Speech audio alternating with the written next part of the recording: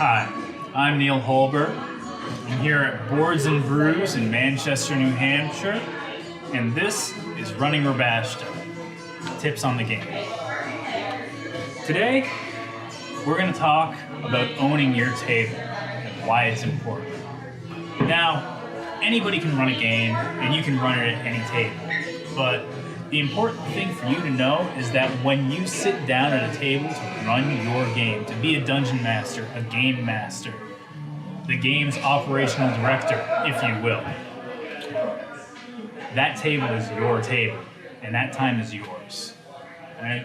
You can have your players do whatever you want. Ultimately, they're going to screw with your storyline because that's just what players do. That's not what we're here to talk about today. Your game is your game. And your players might not want to run through your storyline, but ultimately, they don't know what's in front of them, or what's beyond the next hill, around the next corner in the dungeon, beyond that door in the tavern. You get to decide.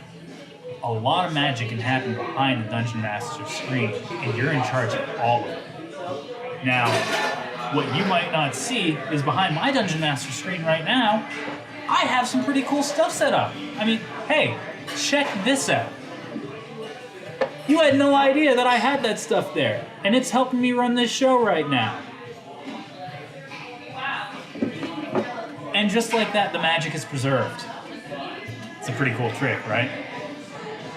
So, you may not know how your dragon is going to react to the thief plundering its hoard. You might not know exactly how the Lich is going to face down the adventurers with his minions. But your players don't need to know that. A lot of running Dungeons and Dragons, specifically running Ribashda, is going to be about you juggling some amazing tricks behind your Dungeon Master screen, and your players never need to catch on. If you need a minute to really think about what's happening next, scoop up some dice, roll them behind the screen, and look down at them, contemplating them. The sound those dice make, I'm going to tell you right now, this is a tip that I've been telling Dungeon Masters for as long as I've been running the game. The sound those dice make behind your screen is far more important than the numbers they show. By the way, it was a 7, an 8, an 11, and a 9 for everybody who wants to know. You're going to have times when you're going to stumble. You're going to need to flip back through your module or look at your notes, and that's okay. These are your friends you're running a game for.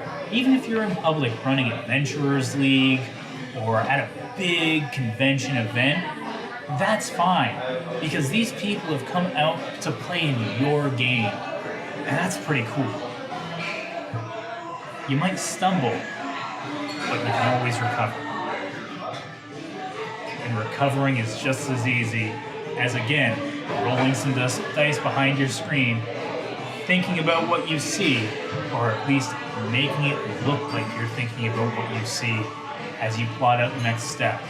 And if you need just a little bit more time, stand up, excuse yourself from the table, and go to the bathroom for a minute while you contemplate your next move as a Dungeon Master. These are all valid stereotypical methods of getting through this.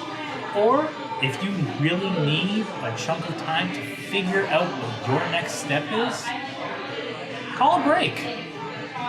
Look at your players, go, hey guys, we're going to take a 15-minute break. Go refill your drinks, grab a snack, hit the bathroom, whatever you need to get ready for the next chunk of the game. And that's how you can figure out your next steps to running Ribashda.